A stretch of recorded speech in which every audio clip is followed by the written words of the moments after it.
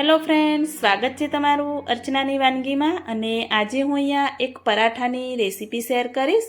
અને પરાઠામાં હું અહીંયા અલગ ફ્લેવરમાં ચીઝ ગાર્લિક આલુ પરાઠા બનાવવાની છું। તો આપણે ઘરે રેગ્યુલર આલુ પરાઠા તો બનાવતા જ હોઈએ છીએ, પણ હું અહીંયા કંઈક અલગ ફ્લેવરમાં આલુ પરાઠા બનાવવાની છું। તો તમે પણ આ રીતે ઘરે ટ્રાય ન કર્યા હોય તો ચોક્કસથી ટ્રાય કરજો। તો બનવામાં ખૂબ જ સરળ અને ખૂબ જ ટેસ્ટી લાગે છે અને એકદમ ઝટપટ બની જતા આ આલુ પરાઠા તમે બાળકોને લંચમાં પણ બનાવીને આપી શકો છો।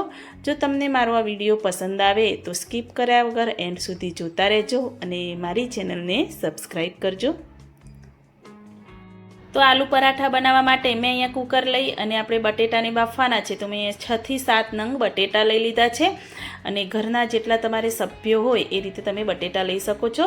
તો બટેટા કુકરમાં લઈ થોડું મીઠું એડ કરી, પાણી એડ કરી અને કુકરને બંધ કરી અને આપણે 3 થી 4 સીટી થવા દઈશું। જ્યાં સુધી બટેટા બફાય ત્યાં સુધી આપણે પરાઠા માટેનો લોટ બાંધી અને રેડી કરીશું। તો 2 બાઉલ ભરી મેં ઘઉંનો લોટ લઈ લીધો છે। ટેસ્ટ અનુસાર મીઠું એડ કરી દેવાનું અને 2 ચમચી ભરી હું અહીંયા તેલનું મોણ એડ કરી દઈશ અને બધાને સરસ એવું મસળી અને પછી આપણે પાણી થોડું થોડું એડ કરી અને લોટ બાંધી અને રેડી કરવાનો છે। તો લોટ આપણે રોટલી જેવો ઢીલો અને સ્મૂથ બાંધી અને તૈયાર કરવાનો છે, જેથી પરાઠા આપણા વણવામાં એકદમ સરળતા રહે। તો બધો જ લોટ બાંધી મેં રેડી કર્યો છે, એને ઢાંકી અને આપણે સાઈડમાં રવા દઈશું।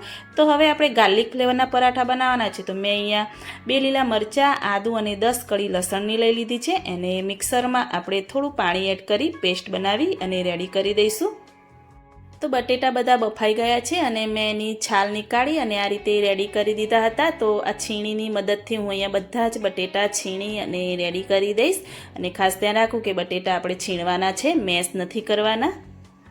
તો તમે જોઈ શકો છો કે બધા જ બટેટા મેં છીણીને રેડી કરી દીધા છે। તો એમાં મસાલા કરી દઈશું। તો ટેસ્ટ અનુસાર મીઠું એડ કરી દઈશું, 1 ચમચી ભરી આપણે શેકેલા જીરાનો પાવડર એડ કરીશું, 1 ઝીણી ડુંગળી કટ કરીને આપણે એડ કરી દેવાની અને ખાસ ધ્યાન રાખવું કે ડુંગળીને આપણે એકદમ ઝીણી કટ કરવાની છે। આદુ લસણ મરચાંની પેસ્ટ આપણે જે બનાવી હતી એ પણ અંદર એડ કરી દઈશું, 1 ચમચી ભરી લાલ મરચું પાવડર એડ કરી દઈશું અને 1 ચમચી ભરી આમચૂર પાવડર આપણે અંદર એડ કરી દઈશું અને આમચૂર પાવડરથી સરસ એવો ટેસ્ટ પણ આવે છે। અને કોથમીર મેં અહીંયા અડધો બાઉલ ભરી એડ કરી દીધી છે અને હવે આપણે ચીઝ ફ્લેવરમાં બનાવવાના છીએ। તો અંદર થોડું એવું આપણે ચીઝ છીણી દઈશું। ચીઝ તમે તમારા જરૂર પ્રમાણે છીણી શકો છો। જો બાળકોને વધારે ચીઝ ભાવતું હોય તો વધારે પણ તમે એમાં ઉપયોગ કરી શકો છો। તો મેં આ રીતે ચીઝ છીણી અને તૈયાર કરી દીધું છે। તો એમાં હું એ ચમચાની મદદથી બધો જ મસાલો સરસ એવો એકબીજા ઉપર કોટ થાય એ રીતે આપણે મિક્સ કરી દેવાનું। તમારે જેવું તીખું જોઈએ એવું તમે તીખું પણ બનાવી શકો છો। તો આ રીતે તમે જોઈ શકો છો કે મેં મિક્સ કરી સરસ એવો મસાલો બનાવી અને રેડી કરી દીધો છે।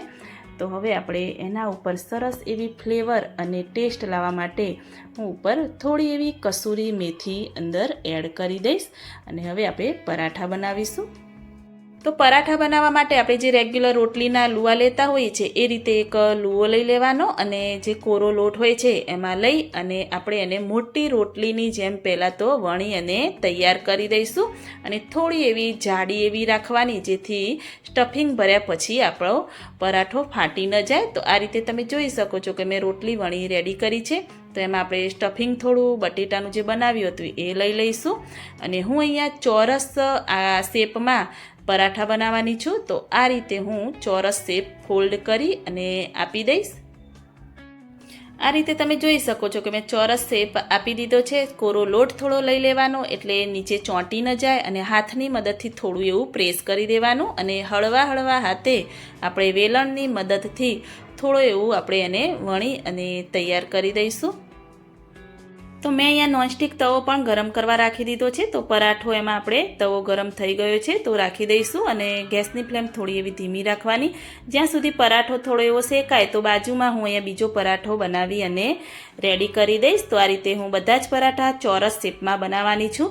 જો તમે ગોળ શેપમાં બનાવવા માંગતા હોય તો પણ ચાલે અને ધીમે ધીમે આપણે એને હળવા હાથે વણી અને તૈયાર કરવાના। તો આ રીતે શેકાય એટલે આ રીતે ઉલટાવી દેવાનો અને ઉપર થોડું એવું તેલ લગાવી દઈશું। જો તમે બટર લગાવવા માંગતા હોય તો પણ ચાલે। તો ધીમી ફ્લેમ પર આપણે શેકતા રહેવાનું। અને ખાસ ધ્યાન રાખવું કે તમે આ પરાઠા નોનસ્ટિક તવામાં જ બનાવવાના, જેથી ચોંટી ન જાય અને ફાટી ન જાય પરાઠા, એનું પણ ખાસ ધ્યાન રાખવાનું, જેથી ધીરે ધીરે તમારે વણવાના. અને આ રીતે પરાઠા શેકાય એટલે હું એક પ્લેટમાં નીકાળી દઈશ અને બીજો પરાઠો અંદર લઈ શેકી અને રેડી કરી દઈશ. તો તમે ઘરના રેગ્યુલર આલુ પરાઠા ખાઈને જો કંટાળ્યા હોય તો મારી આ રીતથી અલગ ફ્લેવરમાં ચીઝ ગાર્લિક આલુ પરાઠાની રેસીપી ઘરે ચોક્કસથી ટ્રાય કરજો અને મને કમેન્ટમાં જરૂરથી બતાવજો. અને આગળ તમારે કઈ રેસીપી જોઈએ છે એ પણ મને કમેન્ટમાં જરૂરથી બતાવજો. તો મારા આ પરાઠા ખૂબ જ ટેસ્ટી બન્યા હતા અને મારા ઘરના સભ્યોને તો ખૂબ જ ભાવ્યા. તો તમે પણ ઘરે આ રીતે બનાવી તમારા ઘરના સભ્યોને ચોક્કસથી ખવડાવજો. અને મારી રેસીપી સારી લાગી હોય તો મારી ચેનલને લાઇક, શેર, કમેન્ટ કરજો અને મળીએ કોઈ એક નવા વિડીયો સાથે. ત્યાં સુધી આવજો. Bye bye.